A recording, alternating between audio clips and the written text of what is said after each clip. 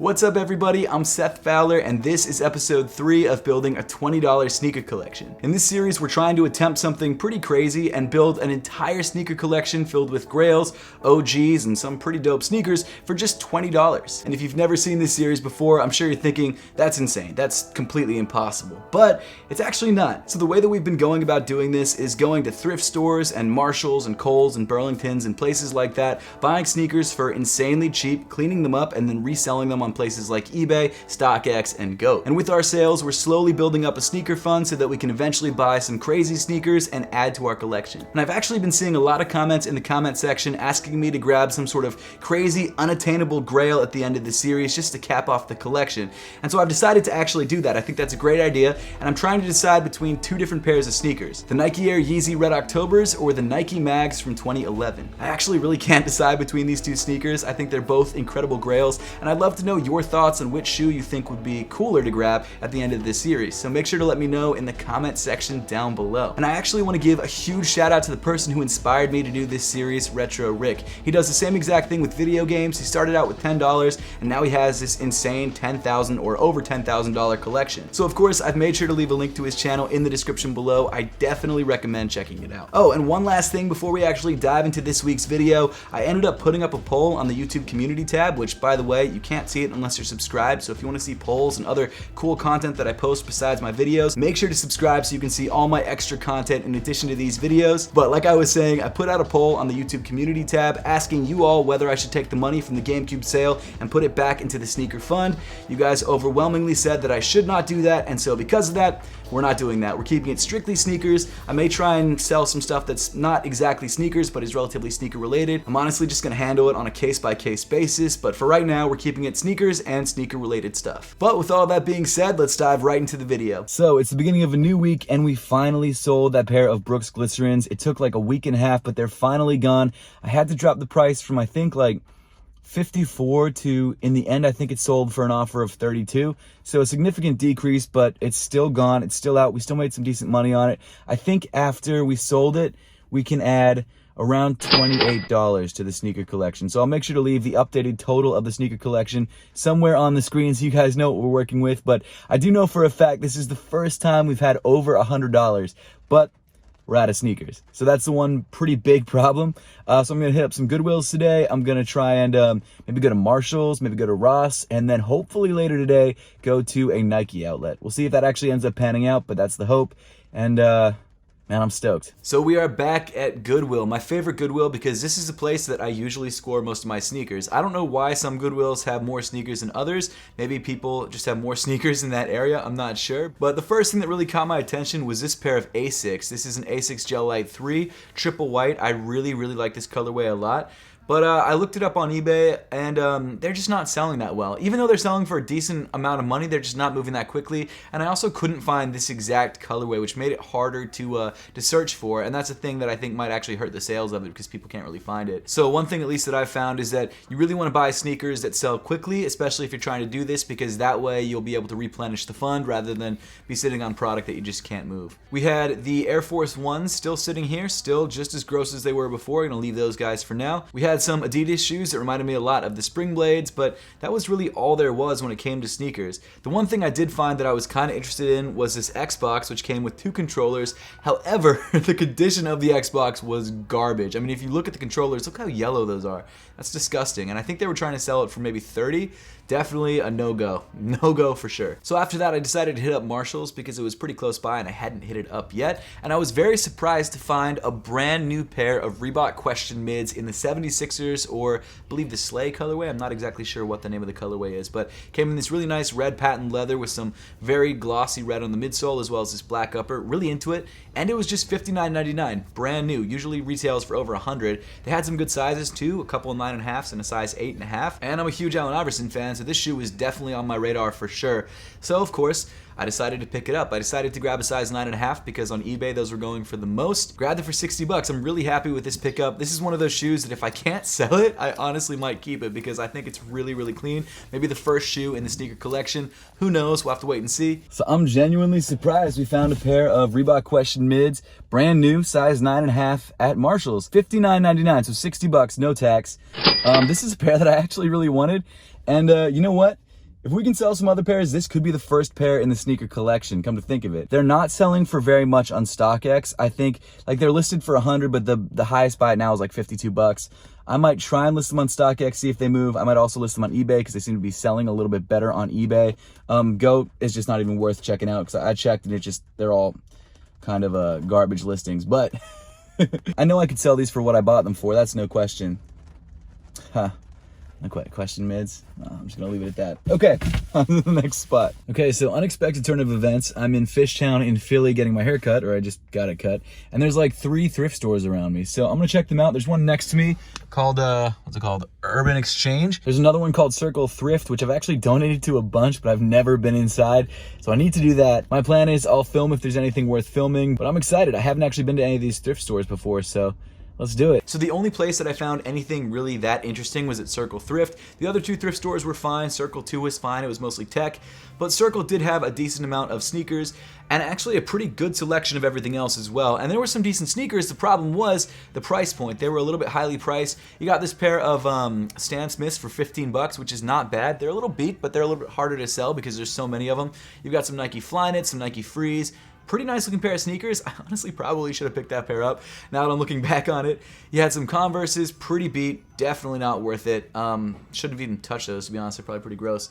And then you had this pair of Nike cleats, which actually looks pretty nice. I don't know anything about cleats though. Next, I decided to look in the cases at the front because that's where they kept their valuable, in quotation mark, sneakers. They had a pair of Air Force One highs, which was all right, but that was really all they had. After that, I went to their electronics wall because I was kind of interested. They had like an Atari plug-in and play, which is kind of cool.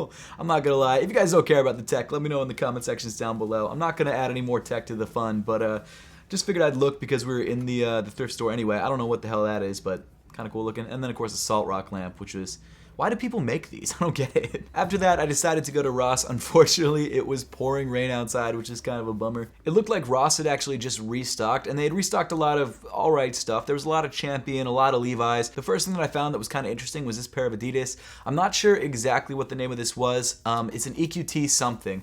I don't remember exactly what it was. They released a bunch of these a couple years ago and then haven't really dropped any since. But it was the only pair of this kind of shoe in the entire store. So either they sold a bunch of them or they only got 1 or 2 pairs in. Then we had a pair of the Continentals right here, which actually looked pretty nice. The mint color was all right. The bottom looked a little worn though, which was kind of weird because Marshalls just sells new sneakers. So maybe someone tried it on in the store. I have no idea, but the price point was more than I would like to pay for that pair of sneakers because I do not think it would move very well on eBay just because they're not as hot as they used to be. Then I found this really interesting pair in the women's section, which by the way, if you're a guy, always check the women's section because sometimes there's random pairs in there that you wouldn't expect. Like this pair of Adidas AM, maybe LAs or AM NYCs. I'm not sure exactly what they call it, but it's a very cool running sneaker. It's got a full-length boost midsole. It's got a pretty nice looking upper. That neon green is pretty clean. It's a pair of sneakers that if AMs were still as popular as they were, I would definitely be grabbing, but for that price, just not worth the risk. Especially since there's not a huge amount of money left in the fund at the moment, especially after buying those Reeboks from Marshalls. Man, I hope those sell. Then there was this pair of Sobokovs, which I don't know if you guys remember my Sobokov review from like 2 years ago, but very interesting pair of sneakers, soccer inspired, very heavy pair of shoes, and very Russian looking. Very Russian looking pair of sneakers. But not a bad look, the colorway was fine. Just not something that I think will move quickly. That's sort of the theme of the day. Just these shoes just don't seem to move quickly, and that's probably why they're still sitting on shelves here. This pair of New Balances was all right. Wasn't in love with it, and the price was a little crazy on it, so I decided to leave it as well just because I love New Balance, but I just don't need all the pairs. Next door we had a Burlington, which seems to happen a lot. There always seems to be Burlingtons next to Ross's. I'm not sure exactly why that is, but it seems to happen a lot. So going into the store, there wasn't a huge amount on the shelves except for these Hardens, which we talked about in a previous episode. They're fine. The sizes are all right. I mean, you got mainly small sizes. Basically what they were selling for in store is what they're going for online in these sizes, like 40, 50 bucks, 45 bucks. Not a bad pair of sneakers. It's a nice look, but not something that I could move, and it's just not something I want to take the risk on, and that's why there's so many pairs, because they're just not moving for people. But the rest of their shelves were pretty bare, unfortunately. The frustrating thing is that the huge size wall always has some decent stuff, like you had some decent cleats, but of course they're size 16 to 18. I'm sure this cleat is worth something in a regular size. You had some nice Nike basketball sneakers, but again, just massive. Like this was a size, I think 19. Look at it next to my shoe. It's ridiculous. I'm a size 9. That's insane. Okay, so I'm not going to lie. I did stop by Ross and Burlington on the way home because I wanted to see if they had anything.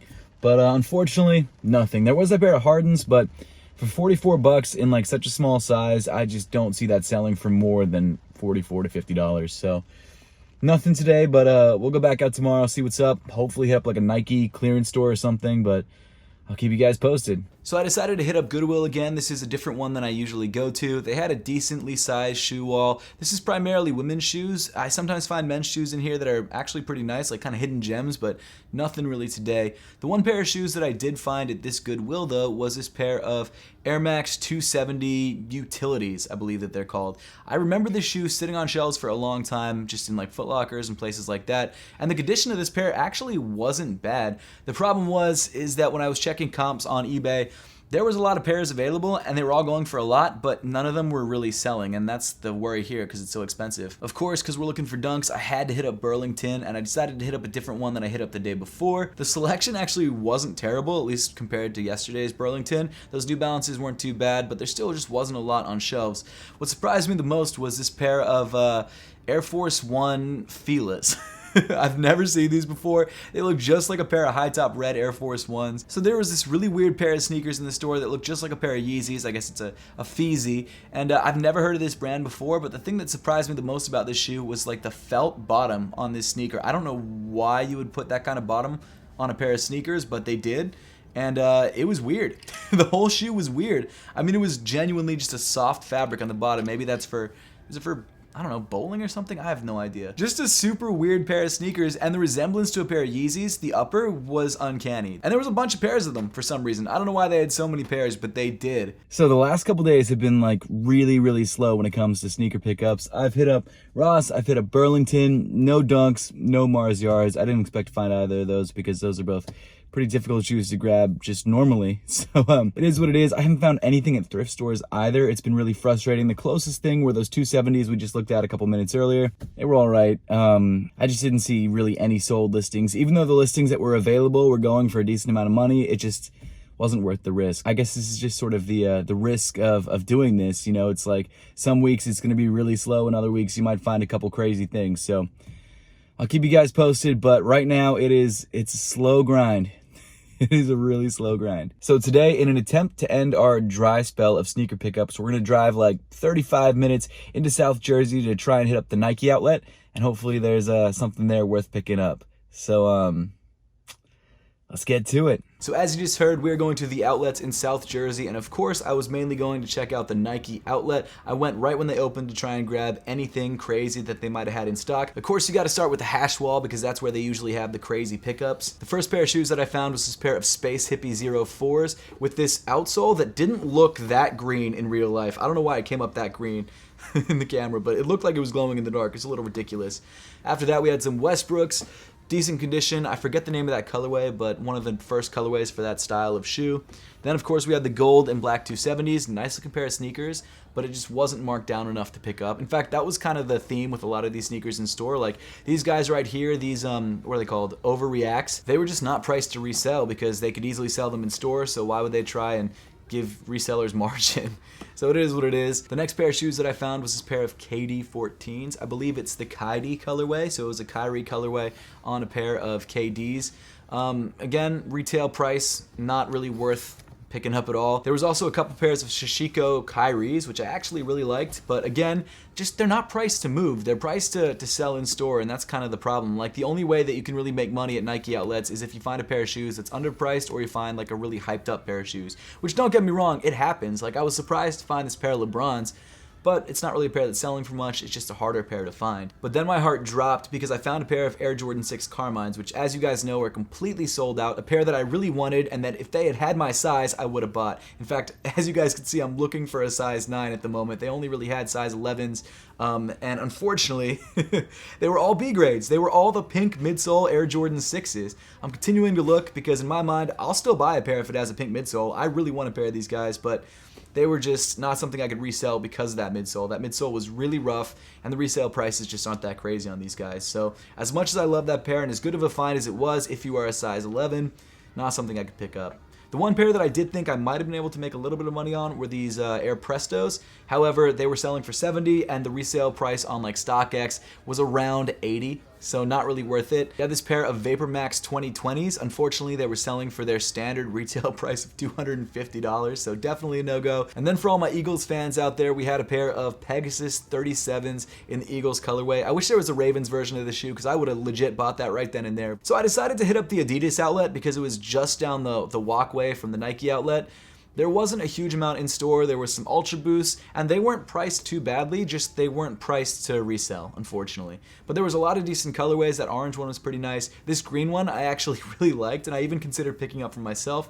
That's a problem with going to the outlets. You find stuff that you really like that you don't need, that you didn't even know that you wanted, but then you see them and you're like, dang, that's a good price.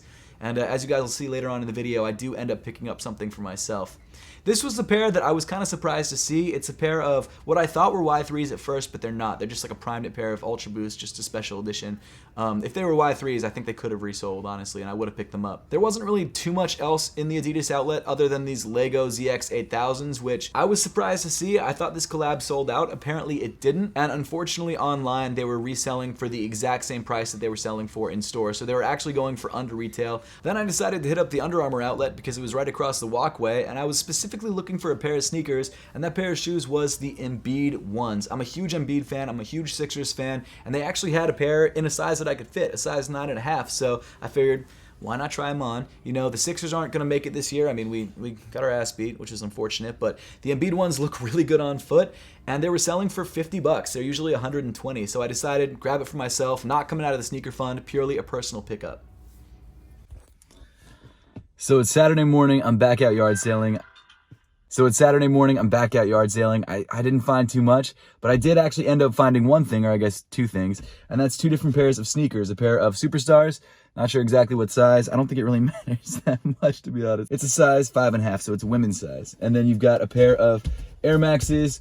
Both are in decent but not great shape. This one's missing a pair of laces, but I got them both for $4. It was $2 each, which is not bad, so I'm willing to take the risk because at the end of the day, $4 is $4. I think I could sell each for like 10 to 20 maybe, so that's not bad, especially for $4. So figured I'd take the risk. At least it's some sort of win today because it's been kind of slow otherwise. So before I actually started filming this video, the Reebok questions ended up selling. Now, unfortunately, they did not sell for as much as I would have liked. I had to actually price them below market price in order to get them to move quickly. I ended up selling them for $87 on eBay. But what was interesting is that for some reason eBay didn't charge me any fees. Now, these shoes weren't part of the authenticity guarantee because they sold for under $100, but it seems like I still got that no fees perk, which is kind of interesting. I'm not sure exactly why they did that, but turns out I didn't get any fees. Not only that, the buyer actually overpaid for shipping, or maybe eBay overcalculated for shipping, so I ended up making a couple extra dollars off shipping as well. So even though we only sold the Reebok question mids for $87 even, we were actually able to add $90.77 back into the sneaker fund, which I was pretty happy about. So to give you guys a full rundown on the entire week, the first shoe that we ended up selling were the Brooks Glycerins. We paid $6 for them and sold them for $32, giving us $28.54 to put back into the sneaker fund. The Reebok question mids, like I said, just sold, bought them for $59.99, sold them for $87, and we were able to add $90.77 back into the sneaker fund. The other two sneakers that we ended up picking up were the Air Max 90s and the Adidas Superstars. Both shoes we bought for an incredible price of $2 each, so we subtracted $4 from the sneaker fund, leaving us with a total of $145.20, which is pretty incredible after 3 weeks of starting from just $20. So obviously $145 is not very close to a $16,000 pair of sneakers, but we are getting there and we're moving actually on pace with, or even a little bit faster than I expected. I'm gonna be honest, when I started this series, I didn't know exactly how we were gonna turn $20 into $16,000, and I'm still not 100% sure, but seeing other people like Retro Rick do it makes me know that I can do it, and just the success that we've had so far is just a really good sign. So I'm super excited about where this series is going, and I'm so excited that you guys can follow me along in this journey. But guys, that pretty much wraps up the video for today. If you all would like to check out any of the other videos in this series, I've made sure to leave a link to the playlist at the top of the screen. But as always, thank you so much for watching. Make sure to subscribe if you haven't yet, and I'll see you all in the next one.